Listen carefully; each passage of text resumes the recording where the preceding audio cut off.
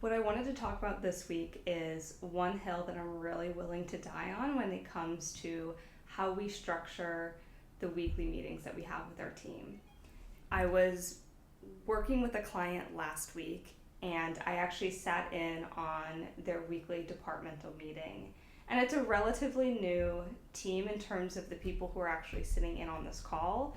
And the agenda is being workshopped. We're kind of figuring out in real time. But after the call, the executive called me and he was like, okay, give me your feedback. Like, what's working on the agenda? What do we need? What changes do we need to make?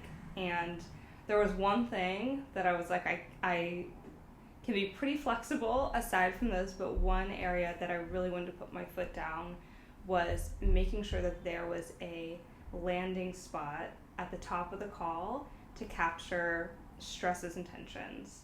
It doesn't necessarily need to be the very first thing on the call, but it needs to be at the beginning of the call.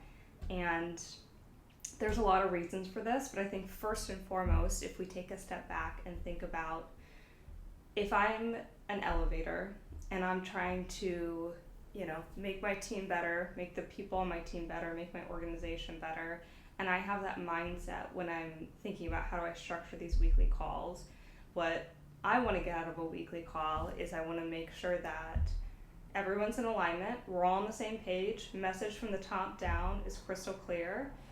I want to make sure that I'm steering the ship in the right direction. Everybody understands the priorities and everybody understands how whatever the priorities are this week trickles down to them specifically, so you have that clarity. And then I want to remove obstacles. Whatever I can do to help the people on my team succeed, if there are things keeping them from getting their OKRs, their objectives, their goals accomplished, let me figure out what I can do to get those out of the way so that they can go and be successful.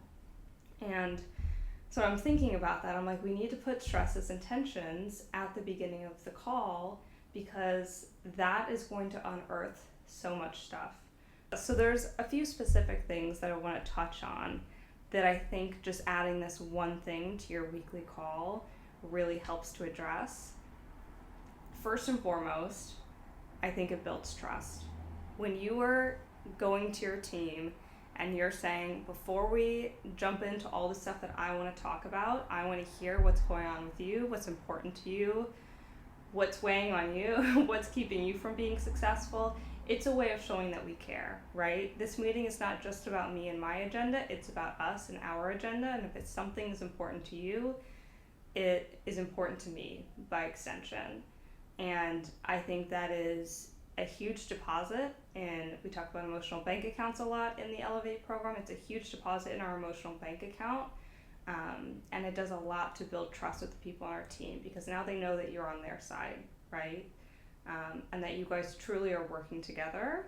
It's a really great opportunity for you as a leader to get a pulse check on what's going on with your team. How are they actually feeling?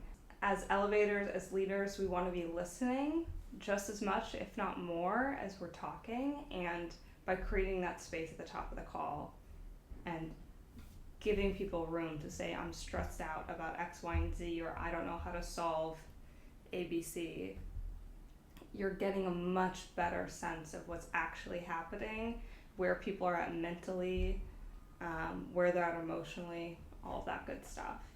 It's going to create a lot more safety on your team, right? We talk about fixed versus growth mindsets, and the idea of being in a growth-minded organization is knowing that in order for us to reach our full potential, we're not going to be perfect all the time. We're going to make mistakes. Things aren't always going to be easy. Maybe we're going to stumble. Whereas when we're in more of a fixed-minded organization, we tend to think that it's a bad thing when things don't go perfectly, and someone has to be blamed, and somebody is at fault. And if we can create a space to say, tell me what's not working, tell me where the stress is, and we'll figure out how to solve it. And as long as we're learning something from each other and we're taking action and we're making an adjustment, then we're doing exactly what we need to be doing. You create a ton of safety on that team where people start to realize, like, it's okay if everything's not perfect all the time, and let's lean into that and let's use that to our advantage, because ultimately it's those organizations and those cultures and those teams that move so much faster and are able to get so much more accomplished. The last piece of this that I always like to call out is, if you let people kind of speak what's going on in their head at the top of the call, they're so much more engaged for the rest of the hour, right? We all know what it feels like when you have that issue, that thing that's weighing on you, that thing that's stressing you out, and it's hard to focus on anything else, especially if it's a big project, right? Or it feels like there's a lot at stake. And especially so if the person who theoretically could help you move the ball forward or solve for it is sitting there on the call. How tuned in is your team really going to be to the minutia of what you're talking about when they're sitting on that emotion?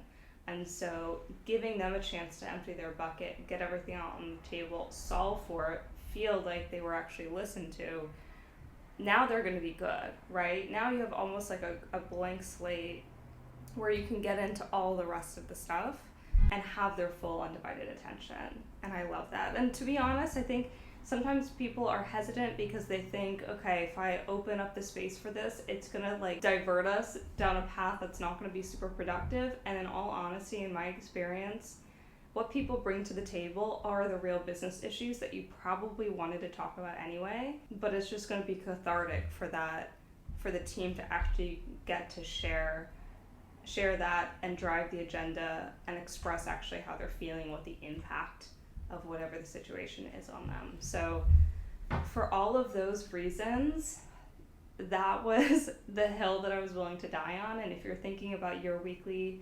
meetings with your team, if you don't have a place for stress and tension at the top of that call, I would highly recommend leaning into it.